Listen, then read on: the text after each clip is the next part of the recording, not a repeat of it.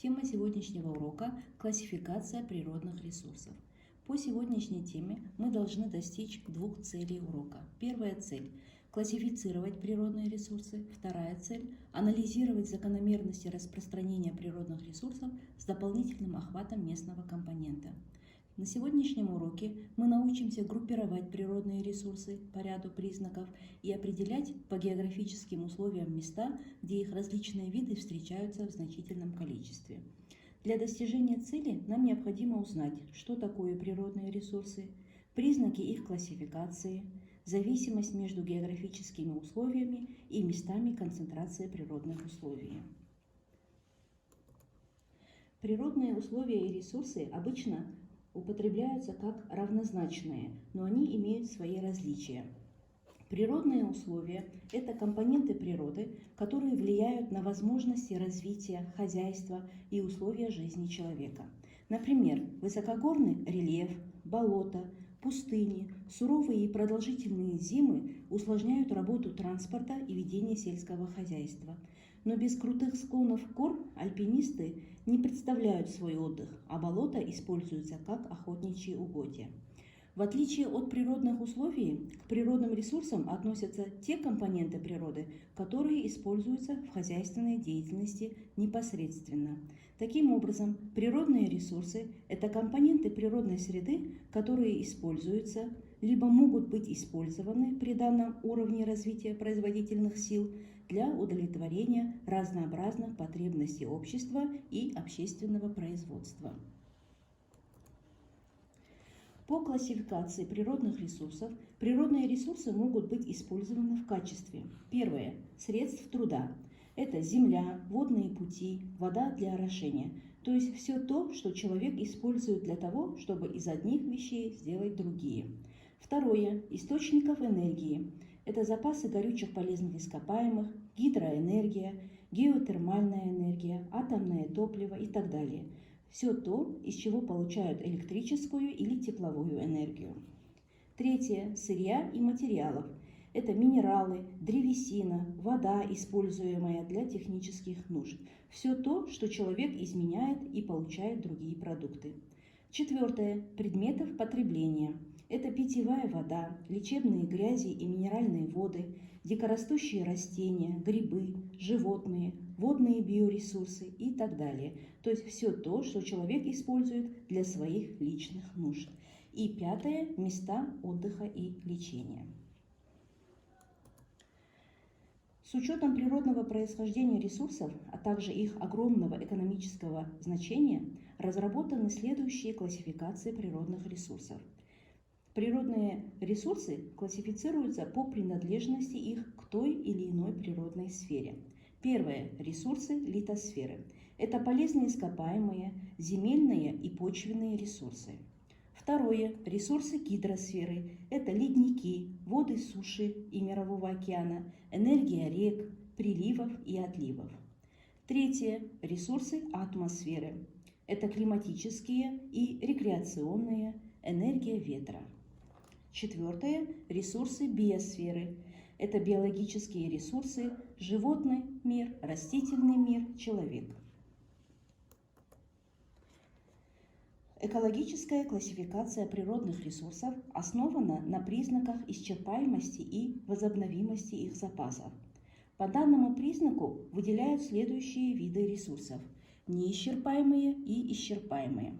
К неисчерпаемым ресурсам относят те виды ресурсов, которые не иссякают.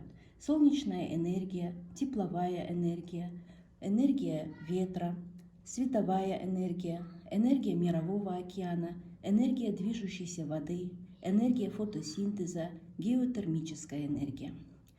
Исчерпаемые природные ресурсы делятся на два подвида – невозобновимые и возобновимые. К невозобновимым исчерпаемым природным ресурсам относят те ресурсы, которые не восстанавливаются. К этой категории относятся практически все минеральные ресурсы – нефть, газ, уголь, ядерное топливо, металлосодержащие руды, рудное сырье, не содержащие металлов. К возобновимым исчерпаемым природным ресурсам относят те ресурсы, которые восстанавливаются полностью или частично. Это лес, почва, природный растительный мир, кислород атмосферы. Природные ресурсы также классифицируют и с точки зрения возможностей хозяйственного использования. Первое. Энергетические. Это те ресурсы, из которых производят энергию. Горючие полезные ископаемые, источники биоэнергии, источники ядерной энергии. Второе. Неэнергетические. Они являются сырьем для различных отраслей промышленности или участвуют в производстве. Это полезные ископаемые, воды, используемые для промышленного производства, земли, занятые промышленными объектами и объектами инфраструктуры, лесные и биологические ресурсы промышленного значения. Третье – ресурсы сельскохозяйственного производства. Они объединяют те виды ресурсов, которые участвуют в создании сельскохозяйственной продукции – агроклиматические, почвенно-земельные, растительные, биологические и водные ресурсы. Природные ресурсы неравномерно распределены по поверхности и в недрах Земли, что обуславливает различия в ресурсообеспеченности между странами мира. Ресурсообеспеченность – это соотношение между величиной природных ресурсов и размерами их использования. Она может быть рассчитана по следующей формуле. Ресурсообеспеченность равно запасы, деленные на добычу. Здесь ресурсообеспеченность выражается количеством лет, на которых должно хватить данного ресурса. И вторая формула – ресурсообеспеченность равно запасы, деленные на население.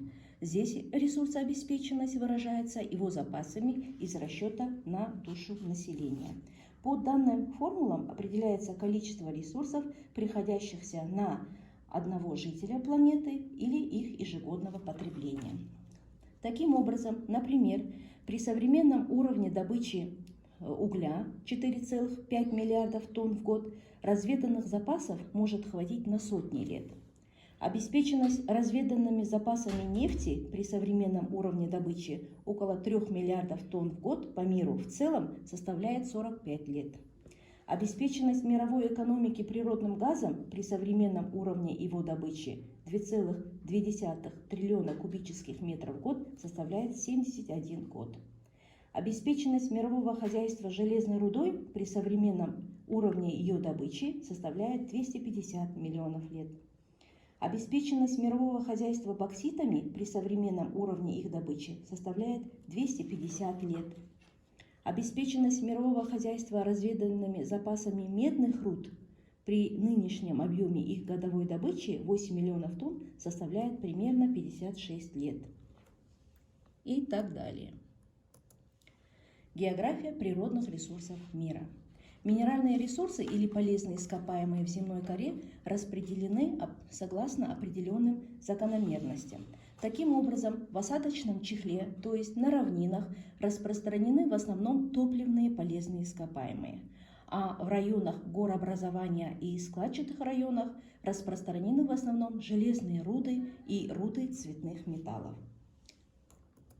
На основе местного компонента мы можем рассмотреть карту полезных ископаемых и можем выявить следующее, что запад Казахстана – это осадочный чехол, это равнина. На равнине мы видим распространение горючих полезных ископаемых, таких как нефть на месторождениях Макат, Косшагыл, Прорва, Тенгиз.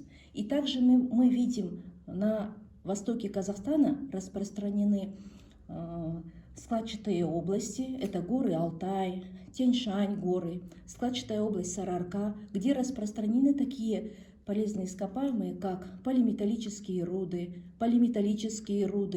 медные руды, марганцевые руды, железные руды. Таким образом, ребята, мы завершаем сегодняшнюю тему урока. Для того, чтобы выполнить задание формативного оценивания, вам необходимо прочитать параграфы 53-54. По первой цели урока выполнить задание формативного оценивания в тетради Первое. Дайте определение природным ресурсам. Второе. Объясните классификацию природных ресурсов по происхождению. И третье. Установите соответствие в виде таблицы. Для выполнения данного задания вам нужно ознакомиться с дескриптором. По второй цели урока вам необходимо выполнить следующего рода задания. Определите закономерность распространения горючих минеральных ресурсов, металлических минеральных ресурсов, неметаллических минеральных ресурсов, используя карты «Минеральные ресурсы мира», «Физическую карту мира» и карту строения земной коры. Сопоставив эти три карты, вам необходимо заполнить эту таблицу. Во втором столбце таблицы вы должны записать структуру, тектоническую структуру, то есть это складчатая область или это осадочный чехол. А в третьем столбце таблицы вы должны записать форму рельефа, это равнины или горы. То есть вы выявляете виды природных ресурсов, как распространены на карте мира. Для достижения этой цели вам необходимо ознакомиться с дескриптором по этому формативному заданию. Спасибо за внимание. До свидания.